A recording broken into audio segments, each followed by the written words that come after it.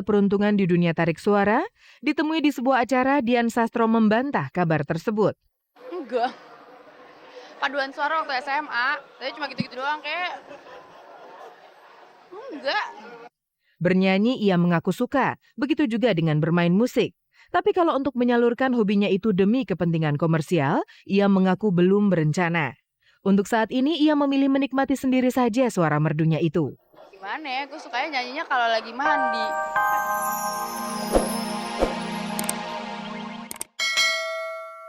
Menjalani pemeriksaan kepadatan tulang gratis Rabu kemarin, sempat dilanda kecemasan mengingat kebiasaannya mengkonsumsi susu yang kurang baik.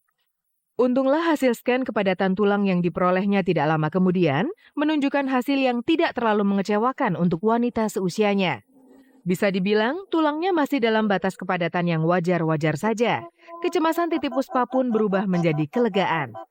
Untuk umur 68 jadi belum ketutupan. Umur 68 kan ya dilihat bagus sekali, bagus. Jadi alhamdulillah. Memang saya minum susu tapi tidak banyak. Kalau untuk olahraga, Titi Puspa jangan ditanya. Begitu cintanya pada olahraga, sebelum meninggalkan tempat tidur di pagi hari saja ia sudah berolah tubuh. Bagi artis legendaris itu, kesehatan adalah harta yang paling berharga.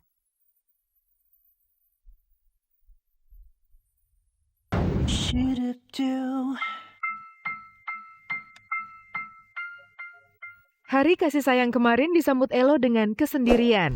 Sedih memang, apalagi kesendirian itu baru ia rasakan tidak lama sebelum hari kasih sayang tiba. Kalau biasanya ia merayakannya bersama Katy sang kekasih, kini Elo seorang diri dalam kesepian, sementara Katy mantan kekasih Elo meraju cinta barunya dengan Samuel Rizal.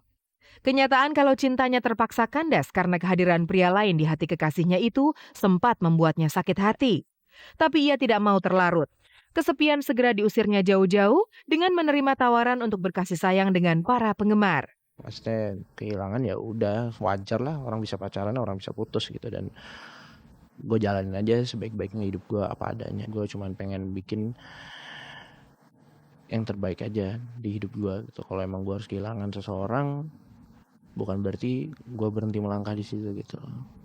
Kalau biasanya ia berbagi kasih sayang dengan kekasih di suasana yang sangat romantis, untuk tahun ini Elo sudah cukup bahagia bisa menghangatkan suasana para pasangan kekasih yang sedang merayakan hari kasih sayang. Pekerjaan menyenangkan orang banyak itu justru membuatnya lebih meresapi makna hari kasih sayang yang sesungguhnya. Ya setidaknya gini aja deh. Setidaknya apa yang gue bisa bagi di hari Valentine's ini mungkin bukan untuk pasangan gue gitu, tapi gue bisa ngasih buat pasangan-pasangan yang ada di nanti nonton gue. Kalau hari ini bisa menjadi perubahan buat mereka gitu, mereka bisa jadi tambah cinta atau gimana, ya bagus deh. Melihat pasangan kekasih yang bermesraan di hadapannya jelas membuat Elo teriris miris. Namun janji untuk tetap tegar membuat Elo pun hanya bisa mengungkapkan perasaan dukanya lewat bait-bait sebuah lagu sendu. Namun bila harus berpisah, ku ingin kau tahu, kaulah yang terbaik.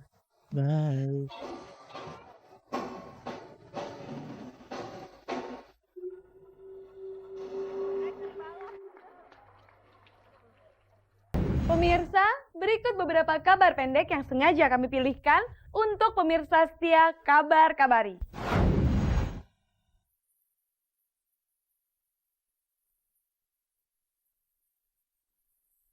Beginilah penampilan terbaru komplek lokalisasi pelacuran Kramat Tunggak. Tidak tampak lagi tempat-tempat kumuh yang dihias dengan wanita-wanita penjajah. Kesuraman itu berubah menjadi suasana meriah dengan tampilan indah sebuah Islamic Center. Para selebritis ini pun tidak lagi khawatir saat menginjakan kakinya di Kramat Tunggak. Kehadiran Deddy Miswar, Reza, Sakura Ginting, dan Zaskia Meka di Kramat Tunggak Rabu siang kemarin bukan sekedar melihat penampilan barunya saja, melainkan dalam rangka menghadiri peringatan Tahun Baru Hijriah di sana. Ya sebenarnya hari ini aku lagi ada 4 kegiatan, aku mesti pindah-pindah ke 4 tempat. Sebenarnya sih nggak mungkin banget kalau mau lihat dari schedule kan padat banget. Tapi karena aku melihat bagaimana tadinya tempat ini seperti apa, terus ada perubahan yang menjadi Islam Center gitu kan. Aku bangga, aku seneng banget. Aku datang ke sini salah satu bentuk support aku buat semua masyarakat di sini aja. Ini pertama kalinya Saskia menginjakan kaki di Kramat Tunggak. Untuk alasan itulah ia rela meluangkan waktu di tengah kesibukannya yang padat untuk sekedar hadir melihat suasana baru. Berbicara soal kegiatan, Saskia Meka mengaku sedang kejar setoran. Ia tengah giat-giatnya mempertebal dompet untuk mewujudkan keinginannya. Lagi pengen banget beli mobil sih. Tapi aku lihat dulu yang lain-lain sih adek aku lagi pengen nyenengin adik-adik aja. Kan aku punya 5 adik. Ngomong-ngomong, gak takut jatuh sakit? Hanya karena sekedar untuk menyenangkan keluarga, kamu bekerja dari pagi hingga bertemu pagi. Aku alhamdulillah nggak gampang sakit ya. Karena aku emang dari kecil itu workaholic banget. Aku kerjaannya suka banget kerja. Jadi yang diem di rumah itu malah nggak betah. Sehari di rumah aja badanku pegel semua.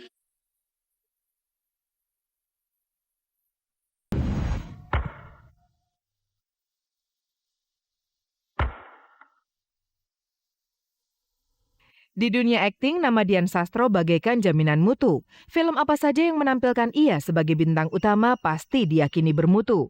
Sederet penghargaan yang diterimanya di dunia layar lebar semakin mengukuhkan predikat Dian Sastro sebagai bintang muda yang gemilang. Kabarnya setelah sukses sebagai bintang film, model iklan yang dilanjutkan dengan bintang sinetron, Dian Sastro mulai melirik dunia tarik suara. Untuk mengembangkan potensinya di bidang tarik suara, kabarnya Dian Sastro sempat berlatih olah suara kepada pelatih vokal papan atas.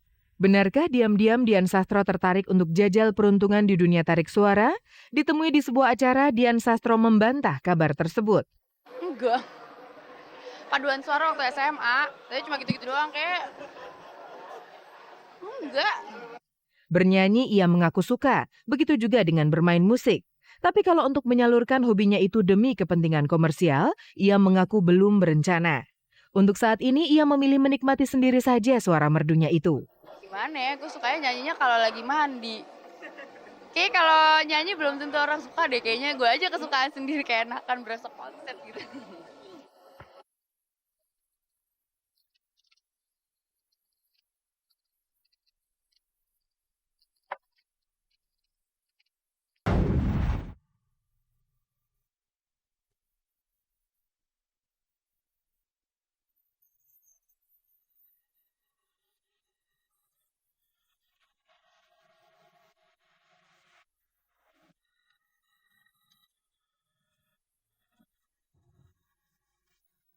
Selasa kemarin, Aji Notonegoro menginjakan kaki di Banjarnegara.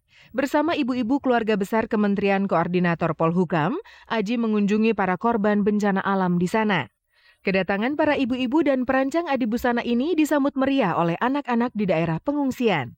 Selain melihat langsung keadaan para korban, kehadiran Aji bersama ibu-ibu Kementerian Polhukam juga diiringi dengan limpahan bala bantuan berupa makanan, bingkisan yang berisi kebutuhan pokok, serta segunung kado yang langsung diberikan kepada para korban.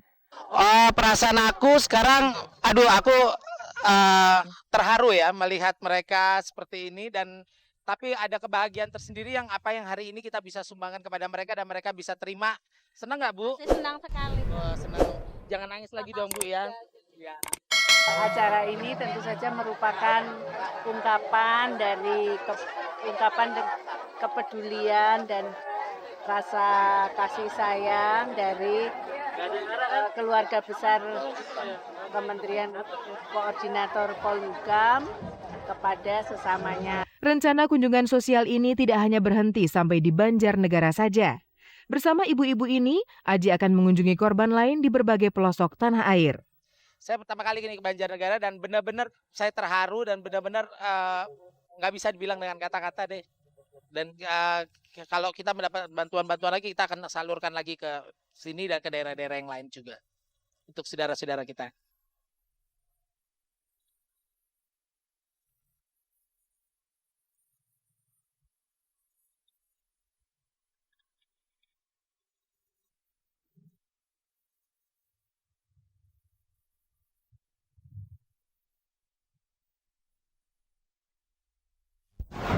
Pemirsa, tidak terasa 30 menit telah berlalu dan kebersamaan kita berakhir sampai di sini. Saya Farisa Kamelia beserta seluruh kru yang bertugas mohon undur diri dari hadapan Anda. Jangan lupa saksikan terus kabar-kabari setiap hari Senin, Kamis, dan Minggu pukul 4 sore hanya di stasiun kebanggaan milik kita bersama, RCTI, selalu di hati, selalu dinanti.